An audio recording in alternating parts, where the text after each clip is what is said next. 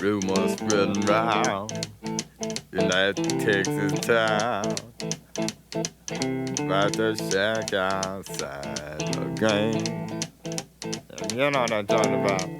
Just let me know if you wanna go to that home out on the range. They got a lot of nice girls. The president and chairman of Open Compute Project Foundation, Frankovsky. I'm racing.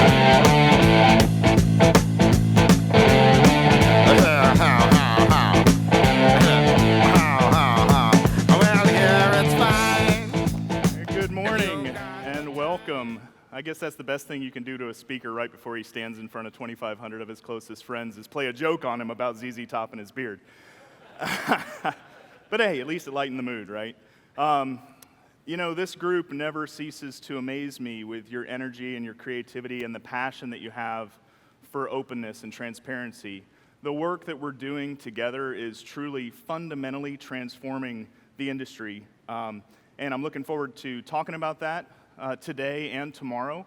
I'm also honored to share the stage over the next 2 days with some of the industry's most influential thought leaders. And so we've got a great lineup of speakers and looking forward to jumping right into it here. Back in 2011, we planted a few seeds, and those were really, hey, what would happen if we applied open source principles to the hardware space? Today, there's more than 3,300 people registered. We have thousands other joining us via live stream around the world, and this project just continues to grow. We now have more than 150 official members. You see that this is a cross-section of suppliers, customers, North America, Europe, Asia Pacific, just a great, diverse community that we're building here with Open Compute. So many, in fact, that we couldn't fit everybody on one slide. So, we also have some very significant new members. We have Microsoft joining us today. You'll hear from Bill Lang after I'm done with opening remarks. You'll hear from Greg Huff at LSI, who's a new member, who's also a contributing new member. And that's one of the really cool trends that we're starting to see is that new members are showing up to the project and immediately coming forward with technology contributions. And so the LSI team and Greg are here to talk about not only the near-term contributions, but the strategic commitment to Open Compute and a roadmap of contributions that they have for the year to come. Cumulus Networks, we launched a networking project earlier this year, and Cumulus is a new member and a contributing member. Yandex, Bloomberg, Box, this is just a subset of some of the new members that have been added since we last got together a year ago. We also see awesome progress in self-organized communities like Japan. The Japan chapter of Open Compute launched about a year ago. There's over 50 new members in Japan alone. I also wanted to welcome the group who made it here from Japan. Thank you very much for making the trip. You guys have been supporters of Open Compute from the very beginning, and it's awesome to see your community coming together and working out in the open on region-specific technology issues. We also see things happening around the world. These self-organizing communities is a real sign that we're onto something here. In Europe, we have great companies like Arm and Lenaro and British Telecom organizing a chapter in Europe. In Australia, the Philippines, Korea, New Zealand, the international expansion has been overwhelming, and I'm really impressed by the way this project continues to grow. The foundation continues to grow as well. We actually tripled our staffing this year in the Open Compute Foundation by adding 2 new people.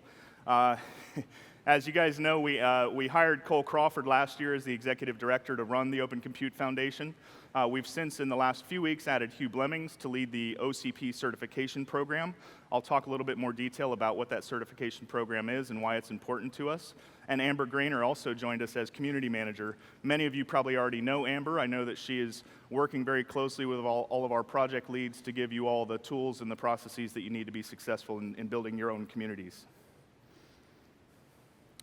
We've been on a road a lot. Over the last year, multiple engineering workshops. So as you know, we decided to do these big summits once a year. And in between these summits, we host engineering workshops. This is where the project teams get together to do the real work of the foundation, moving the projects forward and the technology specifications forward. So from San Jose to Tokyo and everywhere in between, we've had a lot of successful engineering workshops. And I also want to just take a minute to thank all of the project leads who volunteer their time and their effort to put all of those those engineering workshops together. It's a big commitment of time and effort, and I sincerely appreciate all of the project leads and project team members in the room. We also launched a new project this past year. You know, in the middle of the year, we kind of said, wow, you know, it's kind of weird that open source has had this awesomely positive impact on software and data centers and servers and storage, and we have these lovingly crafted islands of open source technology, but what connects those islands together is still a proprietary black box. So we decided to crack open that black box and give customers flexibility and choice in their network and transparency. Right? It's the same things that attract people to open source software is what's attracting us to open source hardware. It's that natural human curiosity, right, about how does this work? And how would it work differently if I took it apart and put it back together the way I want to put it back together?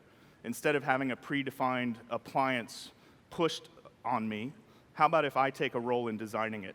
And so opening up the network has really happened very, very quickly. We launched this project in a unique way. We didn't have a predefined notion of what that solution would be.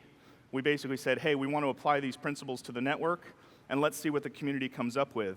And just a few short months after we launched this in May, we had our first series of contributions from companies like Broadcom, Mellanox, Intel, and Cumulus. I also just found out that within the last 24 hours, Big Switch has now made a contribution to the foundation as well. So this project continues to make really good progress. About a year ago, we introduced the Open Compute Solution Provider program. And our first two solution providers were Hive and Avnet. They've now been joined by 5 other open compute solution providers.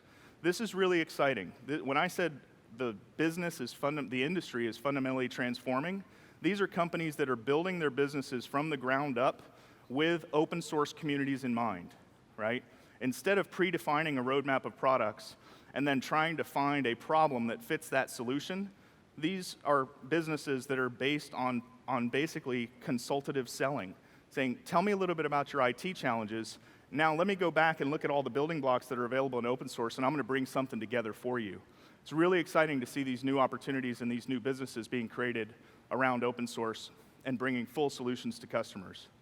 You know, somebody asked me, isn't open compute kind of like on the opposite end of the spectrum from converged infrastructure? How many of y'all have heard that term, converged infrastructure?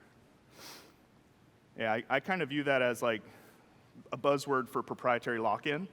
And so, yeah, you're kind of right. It's like, it is on the opposite end of the spectrum.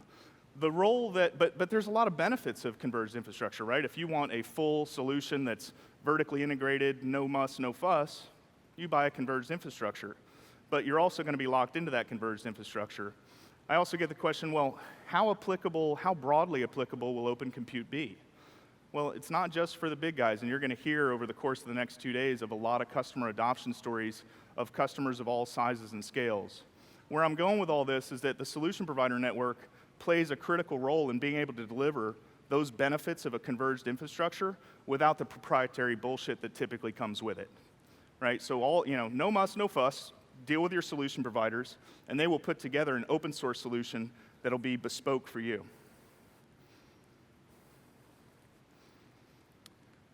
So I mentioned that the industry is fundamentally being changed. I think the group that we have here today is driving a lot of that change, and I want to talk a little bit about how I see it changing. Wouldn't it be cool if, as a customer, you could just say, hey, I know a lot about my infrastructure. As a matter of fact, I know more than you do as a supplier because I live with it every day. And this is what I want. And basically talk directly to the maker, the creator of the technology. That would be pretty cool, right? It would be a very high-speed, low-latency interconnect between consumers and technology. So I'm going to kind of mix some technology with some business model things here for a minute.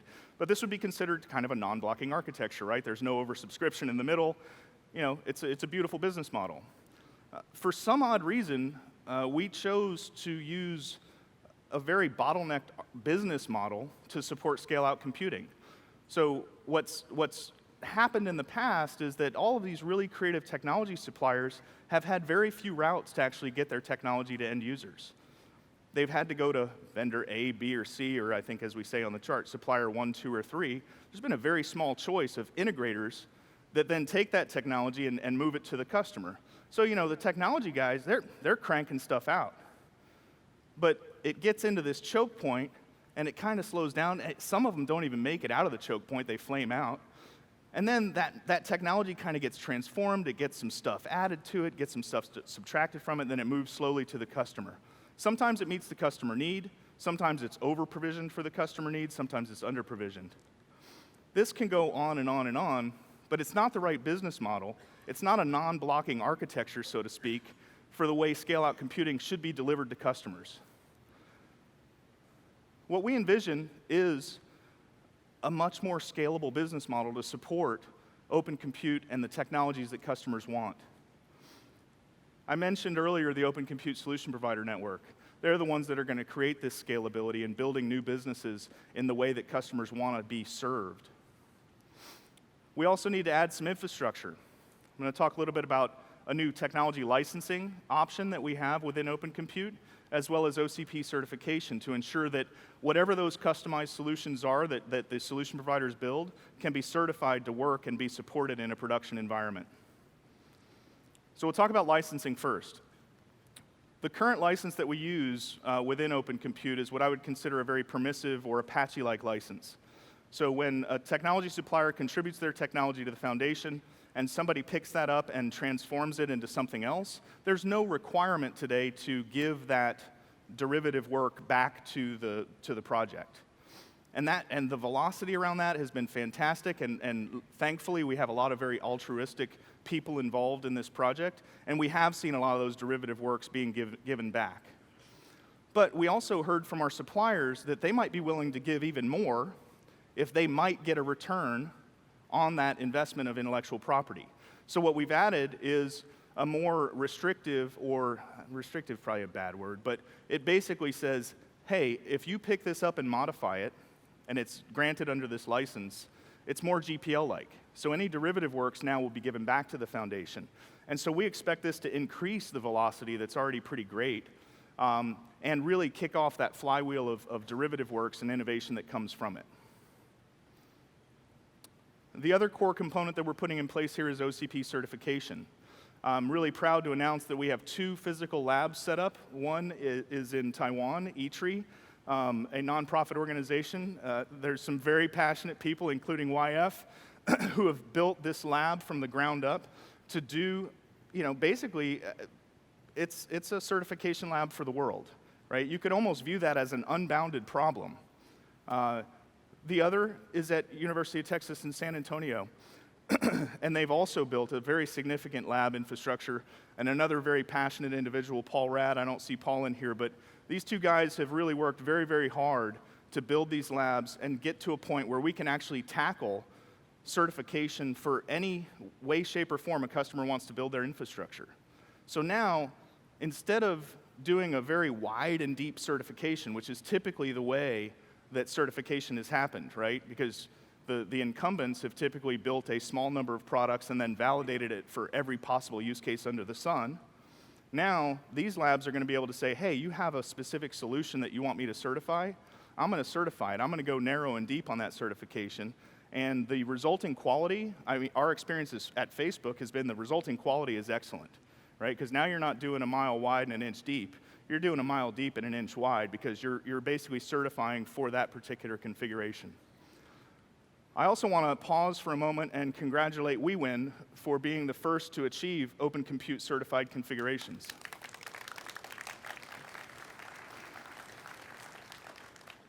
We also have Quanta, who has achieved a whole product line of certifications around OpenRack, and we'll talk a little bit about their products as well. And there's a whole pipeline of configurations now that are going to be certified through these 2 labs.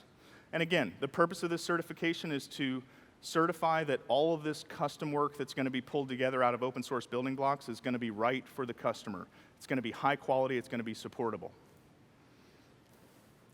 So once all this is in place, we now have a non-blocking architecture, right? And we can see technology, new routes to market, consumers dealing directly with technology suppliers, open compute solution providers who have built their businesses from the ground up. And those who embrace it, I think, historically it's shown that those who embrace open source have been far more successful than those who fight open source. And so we believe that these new businesses are going to be highly successful in delivering this velocity of open technology to get to end users. All of this is really designed to help us all collaborate,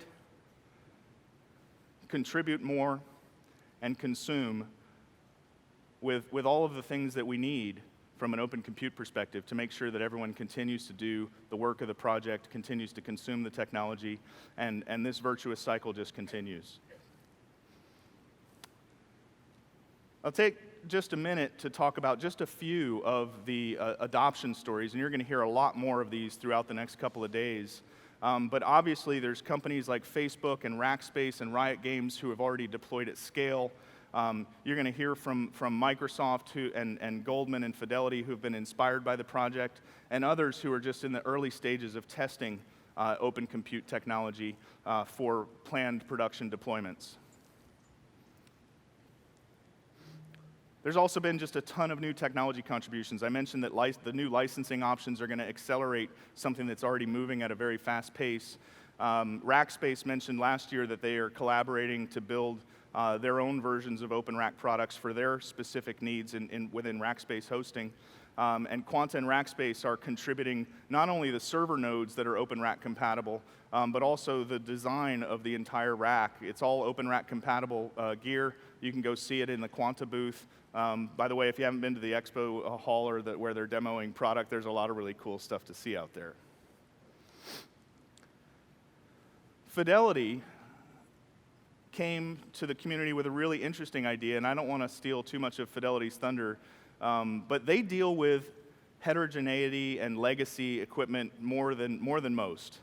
And they were really inspired by open compute and by OpenRack specifically, and they were like, man, we'd love to use OpenRack, but that's a physical change in our data center, and it's going to be really challenging for us to just do a wholesale shift. So they came up with one of the most creative ideas I've ever seen, which is basically to transform a standard EIA rack, which is the EIA 310D standard rack, which really outlines the width of the rack, and they can convert it very, very quickly into an open rack. And so you'll hear more from the Fidelity team about how that happens, and how they're going to utilize that and how it benefits them. So they call this the open bridge rack because it gives them an opportunity to now bridge from where they are today to where they want to be with open rack and open compute. Another company that's gotten creative to help people bridge from one paradigm to the future is Hive. Hive had customers saying, we really want that open compute stuff, that motherboard and that efficient power and all of that, but we have standard kind of 19-inch racks, and we just want to kind of rip and replace our existing gear within that infrastructure. So they took some open compute system boards and repackaged them in a standard 19-inch form factor, and the Hive 1500 was born. It's from what I hear from Hive, it's selling very well. I believe they're exponentially growing their revenues right now, and it's just a fantastic solution. And they've also contributed that design back to the foundation. Seagate is sharing with the foundation their Kinetic specification. This is basically vanity-free storage, removing a lot of the layers of goop between the requester and the device. We hope to see that other companies will join in and standardize on this interface so that it won't have a proliferation of interfaces to deal with in the industry. You're going to hear from Andrew Feldman a little bit later about some disruptive technology that AMD is going to announce. And it's all going to be based, if you guys remember last year, we talked about the group hug standard, also known as the common slot interface. You'll see new products from AMD that adhere to that open compute standard interface. So looking forward to hearing from Andrew. You'll also hear from Bill Mapp from Servergy, who's one of the members of the Open Power Consortium. And they are a CPU agnostic, low power server provider. Really excited to see what they do. This whole category is really cool because what we see is a lot of flexibility and choice in processor architectures that are coming up in the future. And then I wish I could go into all of the other technologies that you're going to hear about today, but I don't want to steal the thunder of my colleagues. However, I will talk just a minute. Facebook, you're going to hear from Jay Parikh and team about some of the really cool things that they're doing in alternative ways to deploy data centers, alternative ways to deploy cold storage, new media types that are going to be available now for cold storage. I already talked about Greg and the contributions they're making around the SAS expander and some other things that they're doing. You're going to hear from Ian Drew from ARM about the important work that's happening there to make sure that the ARM server ecosystem doesn't fragment at this early stage. So agreeing on some core common things to make sure that we get that ecosystem up and running off the ground. Microsoft, you're going to hear about some of the great things. They're not only joining as members, but they're also contributing. George Schlesman from I/O is going to come and talk about some really cool stuff. I actually convinced George about 35 minutes ago to do a live demo. So if the live demo doesn't work, it's my fault, it's not George's. And I won't tell you what it is, but it's pretty cool. And you'll also hear from Intel with an update on all the things that Intel's doing around silicon photonics and the disaggregated rack vision that we outlined last year. In addition to all of the way the industry is fundamentally changing, the infrastructure we're putting in place with the certification program, the licensing programs, the new open compute solution providers, the new adopters of the technology, the new technology contributions, there's also these other new opportunities that are coming up. Open Incubate is a fund that was created out of the hackathons. So some of you are here and participating in the Open Compute hackathons. Some of the most beautiful ideas come out of these hackathons because some people that participate in these hackathons may have never walked into a data center before. So they're not bound by some preconception of the way things should work. They look at problems from a completely new and fresh way. And Open Incubate is a fund that is now funding new startups around open technologies. But one of my favorite stories is actually Rex Computing. There's a young man named Thomas Summers who's here. He's actually got a booth back in the Expo Center. And Thomas is a 2013 Thiel Fellow and just a brilliant young man who's very focused on high-performance computing. Well, when he built his first high-performance computer, he didn't have a lot of the infrastructure available to him to actually go forward and build something that would be production-worthy. So he modified a Rubbermaid trash can to build his rack. I thought it was pretty cool. And I think it's a 300 or 400 watt solar panel that was enough to power the entire solution. Right before Christmas, Thomas reached out to us and said, hey, I'd really like to do something a little bit nicer than a Rubbermaid rack. But hey, I'd like to download some of the specifications from the OCP and be able to actually put something on display. This happened literally the week before Christmas.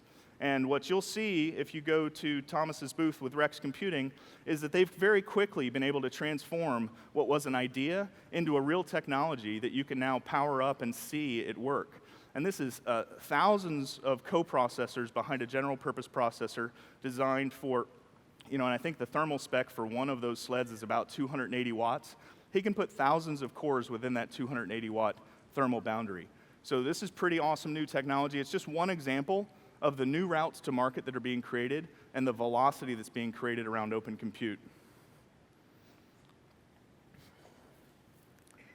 So looking ahead, I think 2014 is the year where we see new methods and new hardware for cold storage. You'll hear more about that later from the Facebook team. Looking ahead, you're going to see that disaggregated rack and all of the values of disaggregated rack, from being able to do more granular upgrades, being able to physically reshape hardware to match the software workloads and increase the utilization of the underlying hardware. You're going to see a ton of progress around that in 2014. You're going to see lots more flexibility and choice. I know I get a lot of questions about, well, what's happening with the ARM ecosystem, and is it going to still be really cool or hot, depending on which way you look at it? Absolutely. It might be coming to fruition about 6 months later than the most optimistic of us had thought, but we are absolutely going to see a much more rich ecosystem in CPU choice as we move through 2014 and into 2015. As I mentioned, the Open Compute Network project taking fire right now. I mean, that project group has grown tremendously. The number of contributors, the passion of those contributors, absolutely going to have more flexibility and choice in our networks. And then whatever comes next, is really up to this group. And that's really the beauty of open source. The future of the industry is wide open for us to invent, right? It's no longer an industry that's one-sided.